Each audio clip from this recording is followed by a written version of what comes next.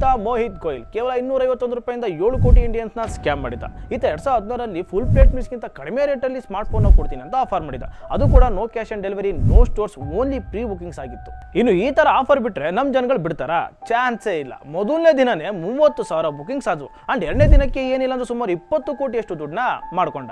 ಜನ ಇದನ್ನ ಒಂದು ರೆವಲ್ಯೂಷನ್ ಅಂತ ಅನ್ಕೊಂಡ್ರು. ಯಾಕಂದ್ರೆ ಡೀಸೆಂಟ್ ಫ್ಯೂಚರ್ಸ್, ಆಂಡ್ರಾಯ್ಡ್ ಕ್ಯಾಮ್ರಾ ಇಷ್ಟೆಲ್ಲ ಬರೀ 251 ರೂಪಾಯಿ ಸಿಗ್ತಿದ್ಯಲ್ಲ ಅಂತ ಖುಷಿ ಪಟ್ರು. ಆದ್ರೆ ಮಜಾ ಇರೋದೇ ಇಲ್ಲಿ. ಏನಂದ್ರೆ ಈತ ಸ್ಟಿಕ್ಕರ್ ಅನ್ಸಿರೋ ಅಂತ ಚೀಪ್ ಚೈನೀಸ್ ಮಾಡಲ್ನ ಮೀಡಿಯಾಗೆ ತೋರಿಸಿದ. ಅಂಡ್ ಎಕ್ಸ್ಪರ್ಟ್ಸ್ ಹೇಳೋ ಪ್ರಕಾರ 251 ರೂಪಾಯಿಗೆ ಸ್ಮಾರ್ಟ್ ಫೋನ್ ಮಾಡಕ್ ಸಾಧ್ಯ ಇಲ್ಲ. ಏನಿಲ್ಲ ಅಂದ್ರೆ ಮಿನಿಮಮ್ 3,000 ಖರ್ಚಾಗುತ್ತೆ.